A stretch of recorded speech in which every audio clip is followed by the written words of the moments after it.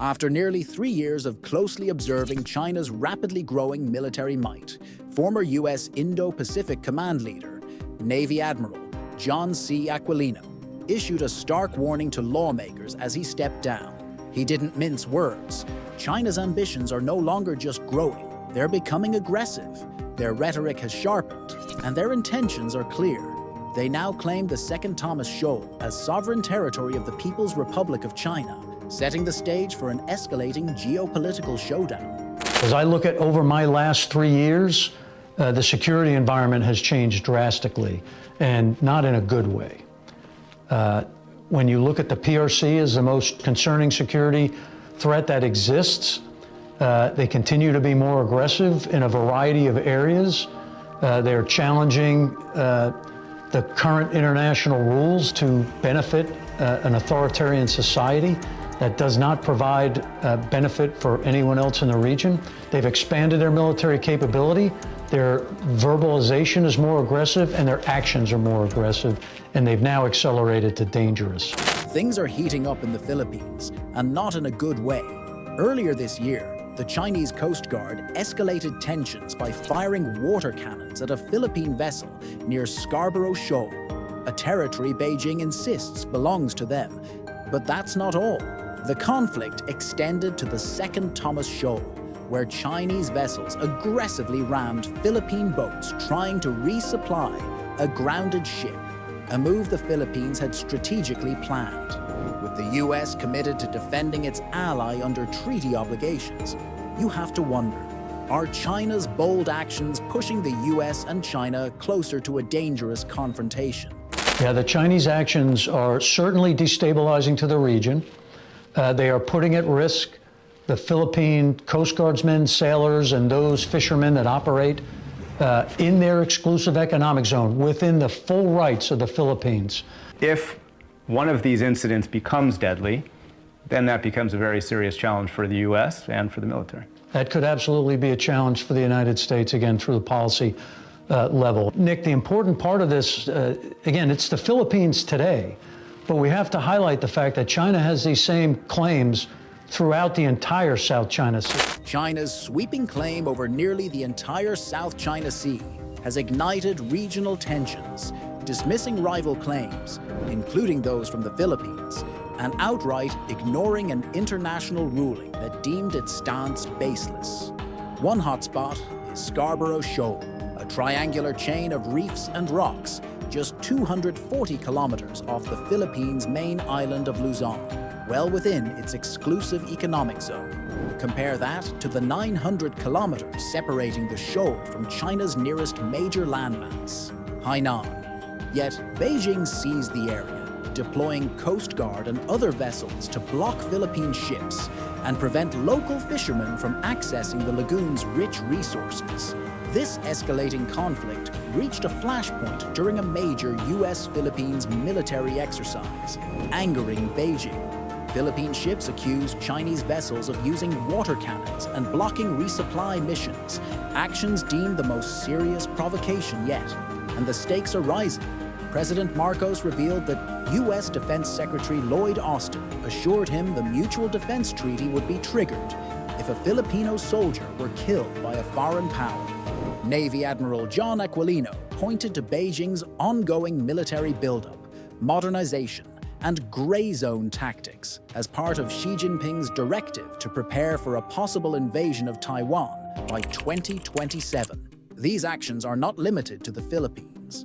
China's bullying extends from India to Malaysia and Vietnam. The harassment of Philippine vessels, the obstruction of resupply missions to the grounded Sierra Madre, and the denial of access to resources within the Philippines' exclusive economic zone all blatantly violate international law, Aquilino emphasized. The U.S. has made it clear. Article 5 of the Mutual Defense Treaty will be enforced if the Philippines is attacked. Meanwhile, countries like the UK and European nations are stepping up, planning to deploy naval and military assets to the Pacific to counter China's aggression. The Association of Southeast Asian Nations, ASEAN, also finds itself at a crossroads. While member nations recognize the growing threat, many hesitate to speak out, fearing China's economic retaliation.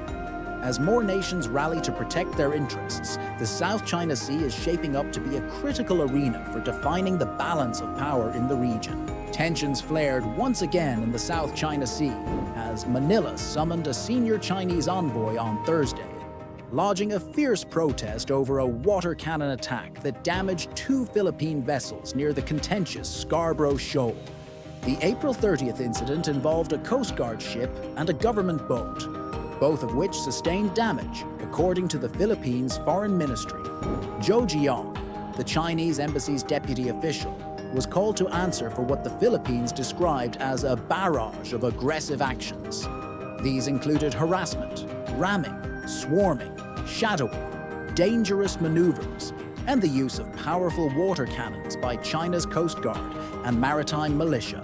Manila demanded that Chinese vessels immediately vacate the area, citing the heightened intensity of the water cannons, which bent metal sections and tore equipment from the Philippine ships, a clear escalation from past incidents. This latest protest marks the 20th this year and the 153rd since President Ferdinand Marcos took office in mid-2022, underscoring the relentless tensions between the two nations. Despite the Philippines' demands, the Chinese embassy has remained silent on the matter. Meanwhile, China's Coast Guard claimed it expelled the Philippine vessels from what it calls Guangyan Island, further asserting its controversial control over the shoal, which Beijing seized in 2012. Against this backdrop of rising aggression, defense ministers from Japan, the United States, Australia, and the Philippines convened in Hawaii on May 2nd, reaffirming their commitment to upholding a rules-based order in the Indo-Pacific. As China's assertiveness continues to grow, the stakes in the region are becoming higher than ever, leaving many to wonder how long these flashpoints can simmer before boiling over. Secretaries and ministers today. U.S. Secretary of Defense Lloyd Austin III, the Deputy Prime Minister and Minister of Defense for Australia, the Honourable Richard Marles, Minister for Defense for Japan, the Honourable Minoru Kihara, and the Philippines Secretary of National Defense, the Honourable Gilberto Teodoro Jr. Earlier today, I had the chance to meet with Deputy Prime Minister Marles and Minister Kihara. We discussed how we can deepen our trilateral cooperation to strengthen stability and security throughout the Indo-Pacific. And together with Secretary Teodoro, we held an historic meeting to further deepen the defense relationships among our 4 countries. Just last year in Singapore, the defense ministers from Australia, Japan, the Philippines, and the United States met together for the first time. Today's meeting, the second of its kind, built on that momentum, and it helped advance a vision that our 4 democracies share for a free and open Indo-Pacific. Well, thank you, Secretary Austin, Minister Kihara, Secretary Teodoro. It is a pleasure and an honour to be standing with the 3 of you here today. We meet at a time when the global rules-based order is under intense pressure. We see that in Ukraine with the appalling invasion by Russia of that country, but we see the global rules-based order under pressure in the Indo-Pacific as well. A challenge to the global rules-based order in Ukraine is a challenge to the global rules-based order in the East China Sea, in the South China Sea, in the West Philippine Sea. And our 4 countries are utterly committed to asserting freedom of navigation, to asserting the UN Convention on the Law of the Sea, to asserting the global rules-based order around the oceans of the world, including in the West Philippine Sea. Our alliance with the United States has been the cornerstone of Australia's national security since World War II. And today, the security relationship that we have with both Japan and with the Philippines has never been closer. But as close as our respective bilateral relationships are, there is a power and a significance in our 4 countries acting together. And today, the meetings that we have held represent a very significant message to the region and to the world about 4 democracies which are committed to the global rules-based order. In our discussions today, We've spoken about an increased tempo of defence exercises based on the reciprocal access agreements, the status of forces agreements that we have between our countries or which are being negotiated. We have been very pleased to sign the research, development, testing and evaluation arrangement with Japan and with the United States, and this arrangement will see much greater collaboration between our countries in relation to defence science and technology.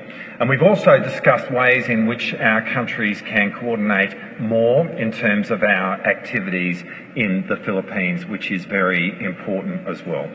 As I said, we are four people who have a very close personal relationship, which reflects the significance of the relationship between our countries and the determination and commitment that we have as four countries to upholding the global rules-based order within our region, and Australia has been very pleased to be able to participate in today's meetings. Finally, can I just say the United States Indo-Pacific Command is profoundly important to the national security of Australia, but also the countries of the region. And I want to take this opportunity to thank Admiral Chris Aquilino for his service in this command during his tenure of office. He is a dear friend of Australia, and we wish him very much the best for his future. In the same breath, I'd also like to say how much we are looking forward to Admiral Sam Paparo taking up his role as the Commander of Indo-Pacific Command. I've had the opportunity to get to know Admiral Paparo over the last few years, excuse me, and I know that this command could not be in a safer or better pair of hands. And so with that, we wish both men all the best for the handover tomorrow. First and foremost, I would like to express my heartfelt gratitude to Secretary Austin, DPM Marles, Secretary Teodoro, and everyone involved for your effort to realize this meeting. While the security environment around us is facing even harsher challenges, it is extremely vital for us, allies and like-minded countries, to cooperate and collaborate with each other. In order to maintain and bolster peace and stability of the Indo-Pacific region under such circumstances, it is extremely significant that we are able to hold a second meeting of the Japan, U.S., Australia, Japan, and Philippine Defense Ministers meeting, and furthermore to be able to hold the first joint press conference on the four nations. We stand by together with all the nations who share a common vision of the free and open Indo-Pacific, which is the foundation of the peaceful and stable Indo-Pacific region. Japan considers it is the most important to maintain and bolster free and open international order based on the rule of law. I explained the East China Sea situation in the meeting, as well as also issues around South China Sea is the valid interest matters of the international society, including the four nations, which is directly related to the peace and stability of the region. We stand united to strongly oppose any attempt to unilaterally change the status quo of the South China Sea by force or any activity to heighten the tension in the region. Last month, we had a joint exercise with U.S., Australia, Philippines, and Japan in the South China Sea. And this was the first joint maritime cooperative activities, MCA, by the four nations to strengthen the regional cooperation to realize free and open Indo-Pacific. And at that opportunity, the four ministers who are present today issued a joint statement, demonstrated that the solidarity of our four nations to the international society. We would like to continue to pursue the further opportunities of cooperations. Currently, we are under negotiation to reach RAA, Reciprocal Access Agreement, with the Philippines.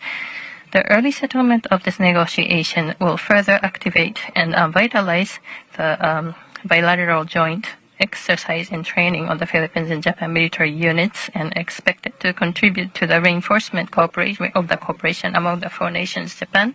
Japan is determined to further strengthen the cooperation of the four nations and will make all possible efforts to secure peace and stability of the Indo-Pacific region. Thank you. Yeah. Thank you very much, Secretary Austin, Deputy Prime Minister Mars, Minister Chiara. Thank you once again to Secretary Austin for hosting this historic meeting today. It comes after the trilateral meeting between our heads of state in Washington, D.C., and in our case, the visits bilaterally of President Ferdinand Marcos to Australia, Japan, and the United States. The underlying principle of this meeting is a shared respect for a rules-based international order and the upholding of international law. And it is safe to say that four independent countries voicing the same message means an important thing in the face of a unilateral declaration by a single theater actor. And this is what perhaps the symbolic suggestion of four defense ministry and department heads are here today. And in this spirit of upholding a rules-based international order, a free and open Indo-Pacific, and upholding international law, we meet here once again today in the latest iteration of our four countries' multilateral cooperation. We are gratified to see that the Philippines' role as at the forefront of severe challenges to its territorial rights, challenging the accepted norms of international law are accepted by like-minded nations. We welcome their partnership and in cooperation, not only to protect solely its territorial integrity and sovereignty, but to uphold, once again, let me reiterate, principles of international law which guide the global order in the proper way that nations should live amongst each other. On a more concrete note, this latest iteration will give birth to further cooperation and coordination and interoperability between four of our countries, which the four of us have committed to work closer together in order to have more synergies and partnerships, in order to make this alliance that we have stronger and more sustainable in the long run. Also, we look forward to concluding a reciprocal access agreement between Japan and the Philippines so that our interoperability quadrilaterally can be in a more complete manner, can be enforced in a more complete manner. Lastly, we thank Admiral Aquilino of Indo-Pacom for his service to the region, and we welcome working with Admiral Sam Paparo.